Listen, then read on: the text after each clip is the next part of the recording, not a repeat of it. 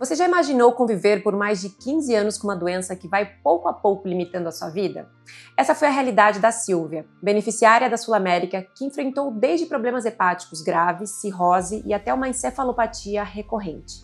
Ela passou por muitas internações e anos de tratamento, até finalmente receber um transplante de fígado, realizado em um hospital da Rede D'Or. Hoje, ela está aqui para compartilhar como essa decisão de um doador respeitada pela família dele transformou sua vida. E quem também participa dessa conversa é a Bianca Della Guardia, especialista em hepatologia e transplante hepático da Rede D'Or.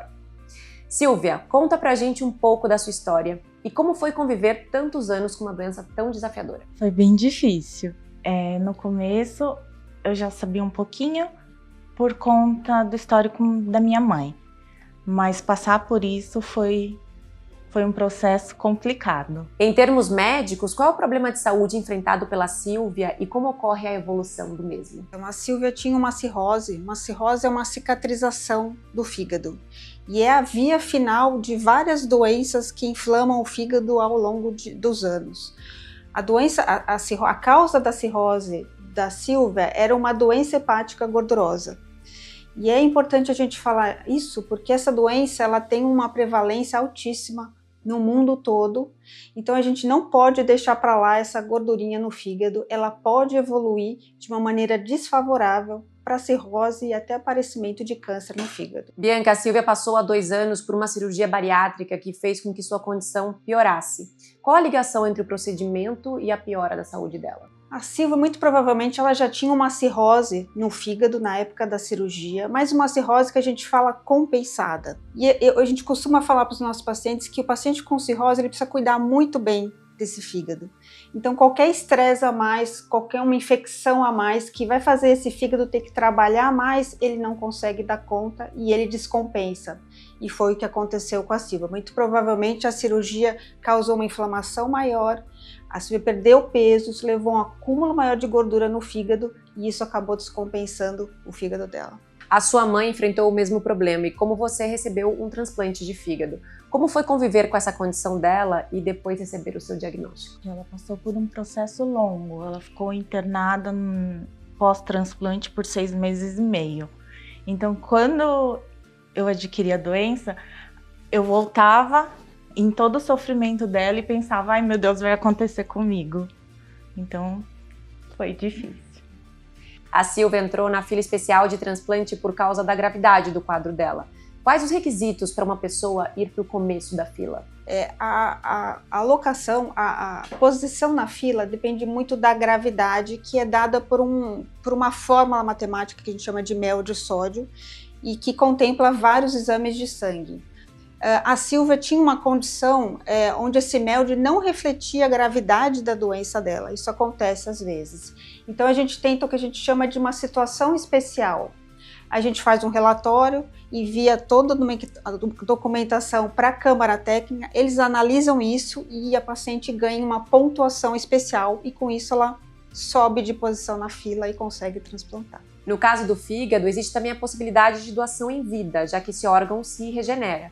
No seu caso, Silvia, chegou a ser cogitada a possibilidade de um doador vivo? Não. Eu não sei te dizer o porquê, mas no meu caso sempre foi esperar pela fila mesmo. Como é o processo de regeneração de um fígado quando é doado parte dele em vida? Isso é possível, o fígado tem essa capacidade de regeneração, então é possível doar tanto de um adulto para uma criança, e aí é possível doar uma parte menor do fígado, aproximadamente 40%, como de um adulto para um adulto, e aí é doado aproximadamente 60% do fígado, mas esse fígado tem a capacidade de regenerar tanto no doador, quanto na pessoa que vai receber esse fígado. Quando você olha para trás, Silvia, para tudo que passou com a história da sua mãe e a sua própria doença, qual foi o seu sentimento e as principais mudanças na sua vida após o transplante? Depois que eu passei pelo transplante, foi assim como da água para o vinho. Minha vida melhorou muito e o fato de eu não ter ficado tanto tempo internada, eu acho que eu fiquei uns 10, 12 dias, não lembro, me deu um alívio assim, muito grande. E agora minha recuperação, como ela tá boa, depois de 3 meses, quase 3 meses que eu fiz o transplante, tipo, outra vida nova. Ao longo da sua carreira, você já acompanhou muitas histórias de luta e superação, assim como a da Silvia. Qual delas mais te marcou e o que pode servir de inspiração para quem ainda tem dúvidas sobre a importância da doação de órgãos? Eu acho que todo paciente que entra na fila e recebe um transplante, ele já é um guerreiro, ele é um vencedor. E aí são várias histórias de pacientes que às vezes não fazem um transplante, fazem 2, fazem 3. Mas tem uma história que me marcou já faz algum tempo. A paciente entrou na fila e bem grave, e a filha na época queria ser a doadora de fígado. Mas aí a filha descobriu que estava grávida, claro, e não podia ser a doadora, ficou bastante frustrada na época, mas a gente conversou bastante, enfim. A mãe dela continuou piorando e acabou fazendo transplante, foi tudo bem. Eu estava grávida também na época, então é sempre uma situação que a gente fica mais emocionada. E aí eu saí para ter filho, a gente se distanciou um pouco, e depois de um tempo a paciente me ligou e falou, olha, minha neta nasceu, linda, saudável, muito obrigada por ter proporcionado, não sou só eu, mas é uma equipe toda, né, essa possibilidade de vivenciar isso, e ela vai se chamar Bianca. Então, é claro que isso nem é o mais importante, né, mas isso só foi possível, essa história só foi possível porque uma família lá atrás consentiu na doação dos órgãos do seu ente querido. A história da Silvia mostra que a doação de órgãos é sobre salvar vidas, mas também sobre devolver saúde, rotina e novos começos.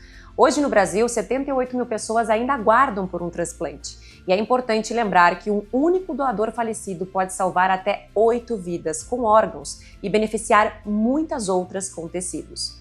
Converse com a sua família e manifeste sua vontade de ser doador, porque a sua história pode continuar em muitas outras.